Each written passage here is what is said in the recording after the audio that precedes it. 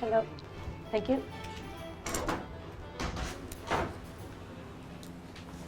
Good afternoon. How are you? I'm good. Good afternoon.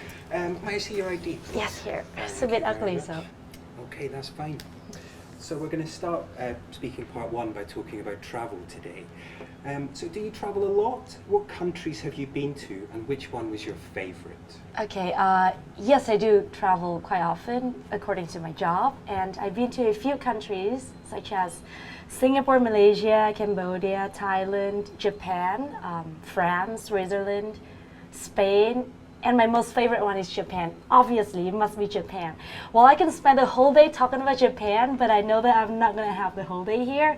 So Japan, you could not just discover Japan in just a few days that I did, but everything in Japan is great. The food is amazing, the people are so sweet, the culture is great. So yeah, Japan. And which countries would you like to visit in the future? I think would be America. Before, I never thought that I would like to travel to America because I used to think that America has no culture at all. But yeah, I have a few friends that stay in America, and they actually tell me that America has a little bit of everything.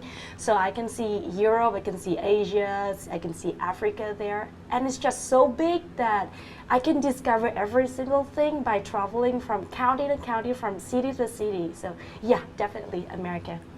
And do you think that your hometown is a good place for a holiday? And what would you recommend for tourists to do there? I'm sure that you will agree with me that every destination has a hidden charm that if we look for it, we will find it. So my hometown is Hanoi, the central city of Vietnam. So I believe that it is a must-see city that each tourist should come. Every year, actually, we greet a lot of tourists coming to Hanoi to visit, and there's just so many things to do in Hanoi. You can just spend a lazy afternoon, for example, in this weather, doing nothing but looking at the lake, enjoying a cup of coffee, come to the old street, get some street sold in the street, some food sold in the street, or just go see the museums, go see all the exhibitions. Okay, so we're going to move on to speaking part two now. Yeah. So I'm going to give you a topic, and I'd like you to talk about it for 1 to 2 minutes. Okay. Before you talk, you'll have 1 minute to think about what you're going to say, and you can make some notes if you wish. Do you understand? Okay.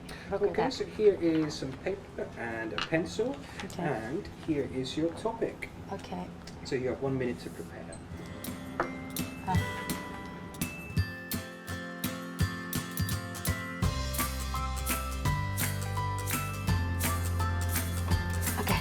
Okay, so your minute is up. You have 2 minutes to speak. I will tell you when your time is up.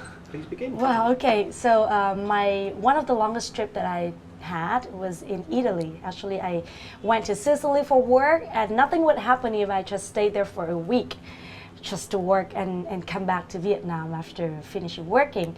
But the point is, when I took the flight back to Vietnam, I had to stop in Rome. So from Rome, I have to fly to Doha, from Doha to Vietnam, etc. But the point is, my manager booked a flight that acquired me only 2 hours of layover in Rome.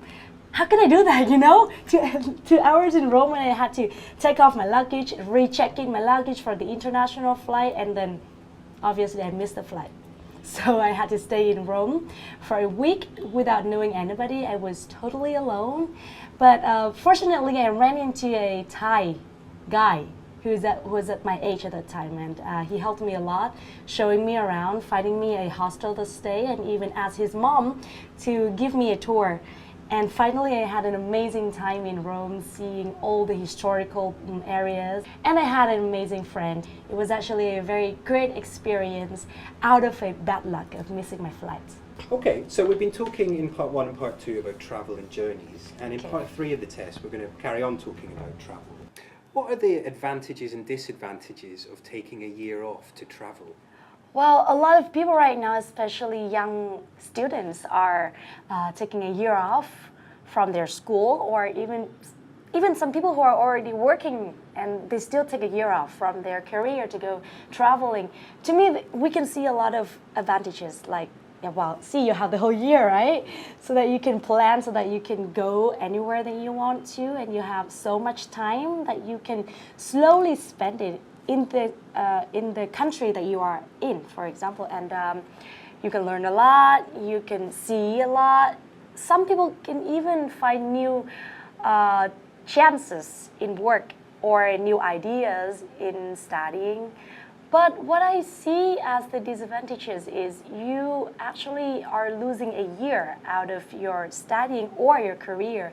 So you are actually facing the risk of being replaced by somebody else.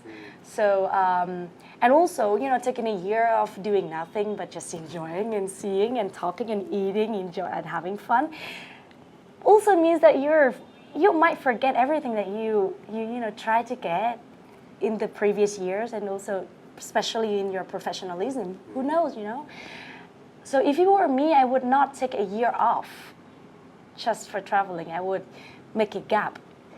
For example, if I need to come to Japan to work, I would extend my stay for a few more days or even 1-2 weeks just to explore the country and then come back to my normal life. Thank you very much. That's the end of the speaking test. Oh, thank you.